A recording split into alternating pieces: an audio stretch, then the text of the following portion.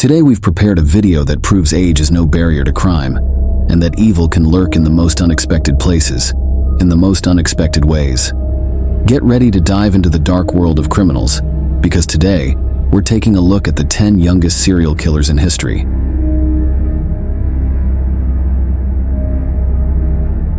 Mary Bell, who had just turned 11, and her friend, curious about how it felt to kill, decided to commit murder. On May 25, 1968, Mary strangled a 4-year-old boy to death. A few weeks later, she killed another boy, aged 3, in the same manner. Consequently, she faced imprisonment in the United Kingdom and was released at the age of 21. Mary then changed her identity and vanished. What led a child of such a young age to commit these heinous acts? What made Mary Bell a killer?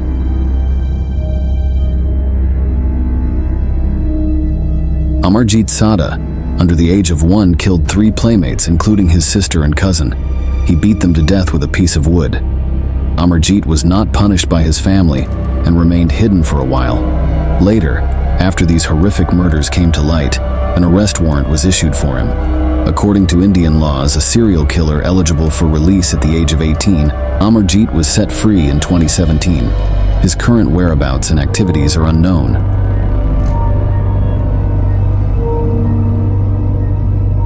Eric Smith, born on January 22, 1980, became infamous at a young age for a heinous crime committed in 1993. At just 13 years old, he fatally attacked 4-year-old Derek Roby in Steuben County, New York. The incident deeply shocked the community and ignited debates on juvenile punishment.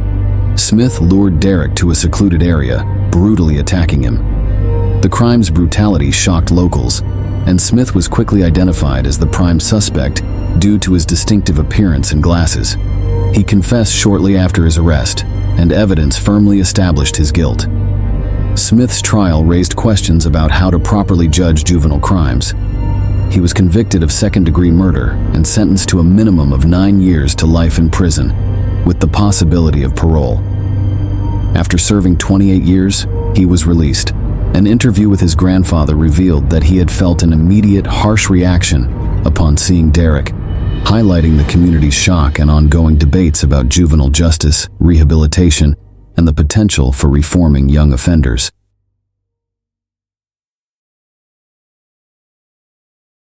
Also known as the Warwick Slasher, Craig Price became infamous for numerous murders he committed in Warwick, Rhode Island, during the late 1980s.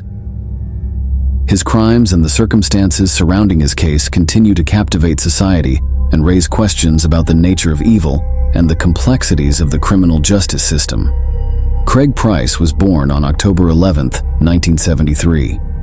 His tendencies towards violence emerged early, starting with harming animals and displaying aggressive behaviors.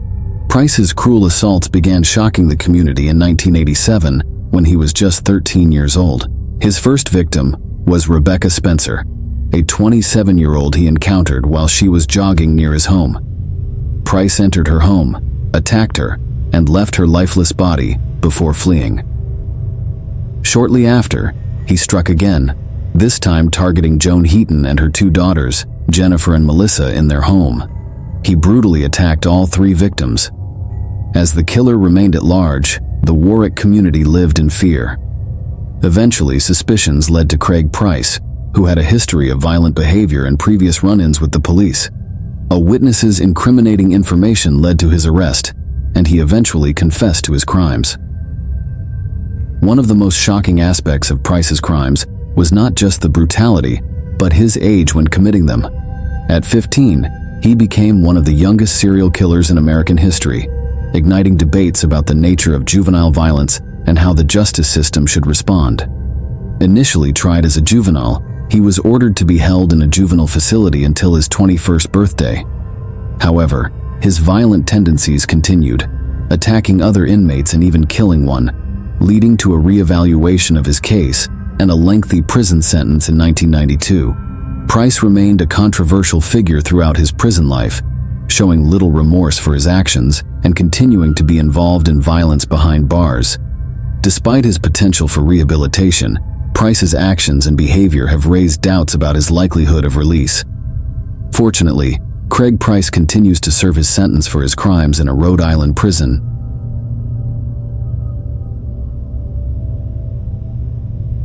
Michelle Hernandez was born in Miami, Florida, in February 1988. Initially recognized for his extraordinary academic abilities, he appeared to be a smart and well-behaved child.